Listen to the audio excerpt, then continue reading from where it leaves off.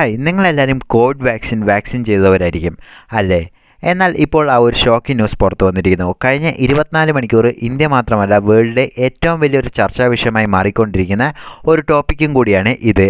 അതായത് എന്താ സംഭവിച്ചതെന്ന് വെച്ച് കഴിഞ്ഞാൽ ആസ്ട്രാസെനിക്ക എന്ന് പറയുന്ന ആ ഒരു കമ്പനി UK കോടതിയിൽ അവർ അഡ്മിറ്റ് ചെയ്തിരിക്കുന്നു. അതായത് അവർ ഉണ്ടാക്കി വിതരണം ചെയ്ത ആ ഒരു വാക്സിൻ ഇഞ്ചെക്ട് ചെയ്തവർക്ക് TTS എന്ന് പറയുന്ന ആ ഒരു രോഗം പിടികൂടാനുള്ള സാധ്യതയുണ്ടെന്നും അതുപോലെ തന്നെ ബ്ലഡ് ക്ലോട്ടിങ് ഇങ്ങനെയുള്ള പല രോഗങ്ങളും ആ ഒരു വാക്സിൻ്റെ സൈഡ് എഫക്റ്റായി വരാനുള്ള സാധ്യതകൾ ഉണ്ട് എന്ന് അവർ UK കോടതിയിൽ സമ്മതിച്ചിരിക്കുന്നു. എന്നാൽ ഇതിൽ സത്യാവസ്ഥ എന്താണെന്നറിയുമോ?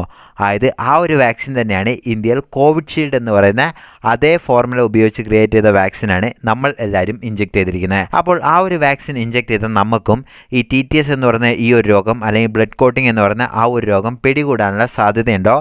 അതുപോലെ തന്നെ ഇത് ഇത്രമാത്രം സേഫ് അല്ലെങ്കിൽ എന്തുകൊണ്ടാണ് നമ്മുടെ ഗവൺമെൻറ് ഇതിനെ അപ്രൂവ് ചെയ്തത്? അതായത് വാക്സിൻ സേഫ് അല്ലെങ്കിൽ എന്തുകൊണ്ടാണ് ഇങ്ങനൊരു വാക്സിൻ എല്ലാവരും ഇഞ്ചെക്ട് ചെയ്തത്? അപ്പോൾ ഇതിനെക്കുറിച്ചുള്ള ഫുൾ ഡീറ്റെയിൽ ആണ് നമ്മൾ ഇന്നത്തെ ഈ വീഡിയോയിൽ ഡീറ്റെയിലായി ഡിസ്കസ് ചെയ്യാൻ പോകുന്നത്. അപ്പോൾ ഇത്തരത്തിലുള്ള വീഡിയോകൾ നിങ്ങൾക്ക് താല്പര്യമുണ്ടെങ്കിൽ നിങ്ങൾ ഇതുവരെയും ഈ ചാനൽ സബ്സ്ക്രൈബ് ചെയ്യാത്തവരാണെങ്കിൽ താഴെ thumbs button subscribe and bell icon ഒക്കെ പ്രസ് ചെയ്യാൻ മറക്കരുത്. ഇപ്പോൾ വീഡിയോയിലോട്ട് കിടക്കാം.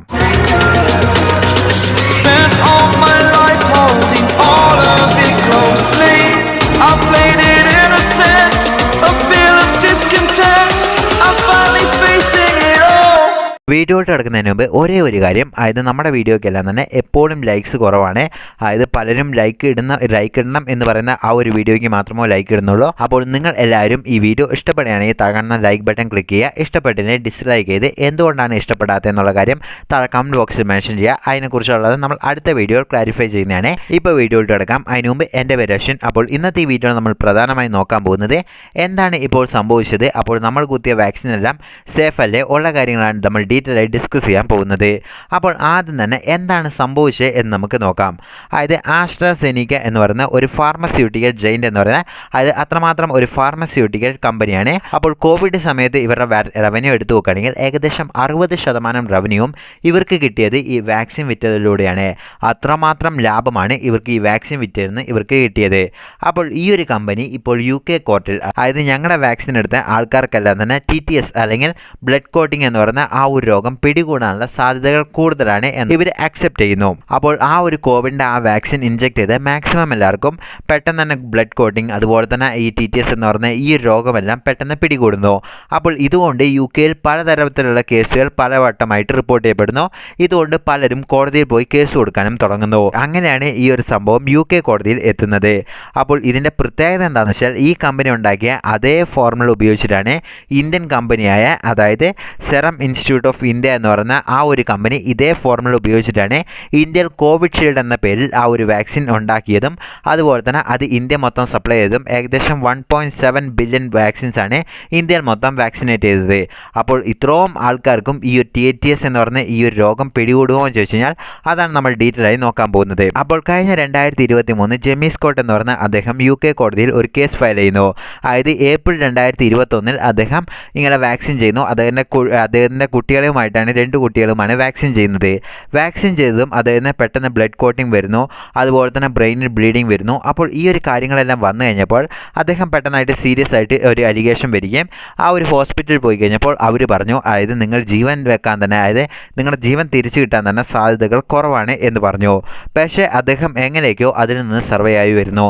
അതായത് കുറേയധികം ട്രീറ്റ്മെൻ്റ് എല്ലാം കഴിഞ്ഞ് അദ്ദേഹം സർവേ ആയി വരുന്നു. അങ്ങനെയാണ് ഇദ്ദേഹം ഈ ഒരു കമ്പനിക്കെതിരെ കോടതിയിൽ ഒരു കേസ് കൊടുക്കുന്നത്.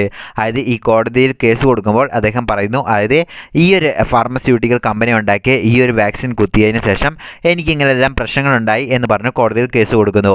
അപ്പോൾ ഈ ഒരു കോടതിയിൽ കേസ് പരിശോധിച്ച് നോക്കുമ്പോൾ ഇത് 1-2 കേസല്ല, കുറേയധികം കേസസുകൾ ഇതേ അലിഗേഷൻസ് പറഞ്ഞ് വീണ്ടും കോടതിയിൽ വരുന്നു. അങ്ങനെയാണ് കോടതിയുടെ ഗൗരവത്തിൽ ഇത് വരികയും കോടതി ഇതിനെ സീരിയസ് ആയി അന്വേഷിക്കാനും തുടങ്ങുന്നത്. അപ്പോൾ കോടതി അന്വേഷിക്കുമ്പോൾ പലരുടെയും ഒരു ചോദ്യം എന്തായിരുന്നു എന്ന് വെച്ച് കഴിഞ്ഞാൽ, അതായത് ഇത് ഇത്രമാത്രം സേഫ് ആയിട്ടുള്ള കാര്യമല്ലെങ്കിൽ എന്തുകൊണ്ടാണ് ഗവൺമെൻറ് എല്ലാം ഇതിന് അപ്രൂവ് കൊടുത്തത്? ഈവൻ WHO വരെ ഇതിന് അപ്രൂവ് കൊടുത്താണ്. അതിനുശേഷമാണ് എല്ലാ ഗവൺമെൻറ്റും ഈ ഫോർമുല ഉപയോഗിച്ച് മെഡിസിൻസ് എല്ലാം ഉണ്ടാക്കാൻ തുടങ്ങിയത്. പക്ഷേ എന്തുകൊണ്ടാണ് WHO വരെ ഈ ഒരു കാര്യത്തിൽ പിഴവ് സംഭവിച്ചു എന്ന് പലർക്കും തോന്നി. പക്ഷേ ഇതിൻ്റെ കാര്യം എന്താണെന്ന് വെച്ചാൽ, അതായത് COVID-19 വന്ന് 2020 ആ ഒരു സമയത്ത് ഏറ്റവും കൂടുതൽ മരണം സംഭവിച്ചുകൊണ്ടേ ഇരുന്നു. അതായത് ആൾക്കാർക്ക് പുറത്തുപോയി വർക്ക് ചെയ്യാൻ പറ്റുന്നില്ല. ഇതുകൊണ്ട് എന്താണെന്ന് വെച്ചാൽ ആൾക്കാർ കഷ്ടത്തിലും അതുപോലെ തന്നെ ആൾക്കാർക്ക് കൂടുതലായിട്ടും അതുപോലെ തന്നെ ഡെത്ത് റേറ്റ് കൂടിക്കൊണ്ടേ ഇരുന്നു. അതായത് കോവിഡിനെ എങ്ങനെയും ഒതുക്കിയില്ലെങ്കിൽ കൂടുതൽ ആൾക്കാർ മരണപ്പെടുമല്ലോ എന്ന് കരുതി മെഡിസിൻസ് എല്ലാം അവരെല്ലാം ടെസ്റ്റ് ചെയ്യാൻ തുടങ്ങി. അപ്പോൾ അങ്ങനെ ടെസ്റ്റ് ചെയ്തതിൽ കുറേയധികം മെഡിസിൻസ് ആണ് അപ്രൂവ് ചെയ്തത്. അപ്പോൾ അതിലൊരു വാക്സിനാണ് ഈ ഒരു കോവിഷീൽഡ്, അതായത് നമ്മളെല്ലാം യൂസ് ചെയ്യുന്ന ഈ ഒരു വാക്സിൻ. അപ്പോൾ ആ ഒരു സമയത്ത് എല്ലാ ഗവൺമെൻറ്റും വലിയ തലവേദന എന്തായിരുന്നു എന്ന് വെച്ചാൽ, അതായത് പെട്ടെന്ന് തന്നെ ഈ ഒരു കോവിഡ് വാക്സിൻ കണ്ടുപിടിക്കാത്തതുകൊണ്ട് തന്നെ പെട്ടെന്ന് മരണം സംഭവിക്കുക, അതുപോലെ തന്നെ പെട്ടെന്ന് സ്പ്രെഡ് ആവുക. ഇതുകൊണ്ട് എന്താണെന്ന് വെച്ചാൽ എക്കണോമി ഒന്നും വർക്ക് ആവുന്നില്ല. അതുപോലെ തന്നെ ആൾക്കാരെല്ലാം തന്നെ ഗവൺമെൻറ്റിനെ ക്രിറ്റിസൈസ് ചെയ്യാൻ തുടങ്ങി. അതായത് ഇത്രമാത്രം ടെക്നോളജി ഉണ്ടായിട്ടും എന്തുകൊണ്ടാണ് ഗവൺമെൻറ്റിനൊന്നും ഇത് കണ്ടുപിടിക്കാൻ പറ്റാത്തത്? അപ്പോൾ ഈ ഒരു പ്രഷർ എല്ലാം കൊണ്ട് തന്നെ വേൾഡ് ഹെൽത്ത് ഓർഗനൈസേഷന് പോലും പെട്ടെന്ന് എന്തെങ്കിലും ഒരു മെഡിസിൻസ് കണ്ടുപിടിച്ചാൽ മതി എന്നുള്ളൊരു അവസ്ഥയിലോട്ട് അവർ തള്ളപ്പെടുന്നു. ചുരുങ്ങിയത് ഇങ്ങനെയുള്ള ഡെഡ്ലി ഡിസീസിനൊക്കെ ഒരു വാക്സിൻ, അതായത് പെർമനൻറ്റ് വാക്സിൻ കണ്ടുപിടിക്കണമെങ്കിൽ ഒരു 10 വർഷമെങ്കിലും എടുക്കും എന്നാണ് പല എക്സ്പേർട്സും പറയുന്നത്. പക്ഷേ ആ ഒരു 10 വർഷത്തോട് വെയിറ്റ് ചെയ്തിട്ടുണ്ടായിരുന്നെങ്കിൽ ഇന്ന് നമ്മളിൽ പലരും ജീവനോടെ ഉണ്ടാവില്ലായിരുന്നു എന്നുള്ളതാണ് സത്യം. കാരണം അത്രമാത്രം രൂക്ഷമായിരുന്നു കൊറോണ സ്പ്രെഡ് ആയിക്കൊണ്ടേ ഇരുന്നത്. അതുപോലെ തന്നെ ഡെത്ത് റേറ്റും കൂടിക്കൊണ്ടേ ഇരുന്നു. അപ്പോൾ ഈ ഒരു മനസ്സിലാക്കി, അതായത് ഈ ഒരു മെഡിക്കൽ എമർജൻസി മനസ്സിലാക്കി അർജൻറ്റായിട്ട് എല്ലാ ഫാർമസ്യൂട്ടിക്കൽ കമ്പനികളും അത് സയൻറ്റിഫിക് ആയിട്ട് അവരെല്ലാം തന്നെ അത് പുതിയതായി കണ്ടുപിടിക്കാൻ തുടങ്ങി. അങ്ങനെ ഇരിക്കുമ്പോഴാണ് ഈ വേൾഡ് ഹെൽത്ത് ഓർഗനൈസേഷൻ ഇങ്ങനെ പല, അതായത് ഈ ഒരു വാക്സിന് മാത്രമല്ല UK കണ്ടുപിടിച്ചതും അതുപോലെ തന്നെ മറ്റ് പല കൺട്രികൾ കണ്ടുപിടിച്ച ചില വാക്സിൻസിന് മാത്രം അവർ അപ്രൂവ് കൊടുക്കുന്നു.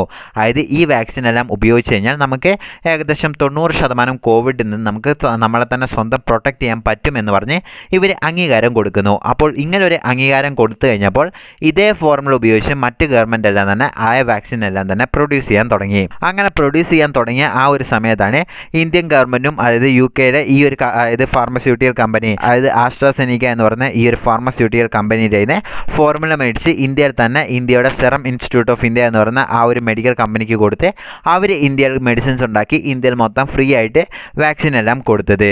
പക്ഷേ ഇപ്പോൾ എന്താ സംഭവിച്ചത് എന്ന് വെച്ച് കഴിഞ്ഞാൽ, അതായത് ഈ ഫോർമുല കണ്ടുപിടിച്ച് ആ ഒരു കമ്പനി UK കോടതിയിൽ തന്നെ അവർ സമ്മതിച്ചിരിക്കുന്നു. അതായത് ഞങ്ങളുടെ വാക്സിൻ ഉണ്ടാക്കുന്ന ആൾക്കാർ, അതായത് വാക്സിൻ ഇഞ്ചെക്ട് ചെയ്തവർക്ക് TTS എന്ന് പറയുന്ന ആ ഒരു രോഗം വരും എന്നാണ് പറഞ്ഞിരിക്കുന്നത്. അപ്പോൾ പലർക്കും സംശയം തോന്നാം, അതായത് ഈ ഒരു കമ്പനി മാത്രമല്ല ഈ ഒരു വാക്സിൻ ഉപയോഗിച്ചത്, അതായത് Pfizer എന്ന് പറയുന്ന ഒരു കമ്പനിയും ഇതേപോലെ വാക്സിൻ ഉണ്ടാക്കിയിരുന്നു. അപ്പോൾ അത് എന്തുകൊണ്ടാണ് ഇന്ത്യൻ ഗവൺമെൻറ് ഉപയോഗിക്കാത്തത്? അതായത് ഇന്ത്യൻ ഗവൺമെൻറ് പരാജയമല്ലേ എന്ന് പലരും പറയുന്നുണ്ട്. അപ്പോൾ ഇതിൻ്റെ കാര്യം എന്താണെന്ന് വെച്ചാൽ, അതായത് ഈ Pfizer എന്ന് പറയുന്ന ആ ഒരു കമ്പനി ഉണ്ടാക്കിയ ആ ഒരു മെഡിസിൻ നമ്മളും ഇതിനു മുമ്പ് റിപ്പോർട്ട് ചെയ്തതാണ്. അതായത് അത് ഇഞ്ചെക്ട് ചെയ്ത് വെറും ഒരു ദിവസം കൊണ്ട് തന്നെ ഏകദേശം 6 ആൾ മരണപ്പെട്ട സംഭവമെല്ലാം ഉണ്ടായിരുന്നു. അത് മരണം കൂടുകയും സംഭവിച്ചു. അപ്പോൾ ഇതുകൊണ്ട് എന്താണെന്ന് വെച്ചാൽ, അതായത് ആ ഒരു വാക്സിൻ കുത്തിയ പലർക്കും മരണം സംഭവിക്കുന്നുണ്ട്.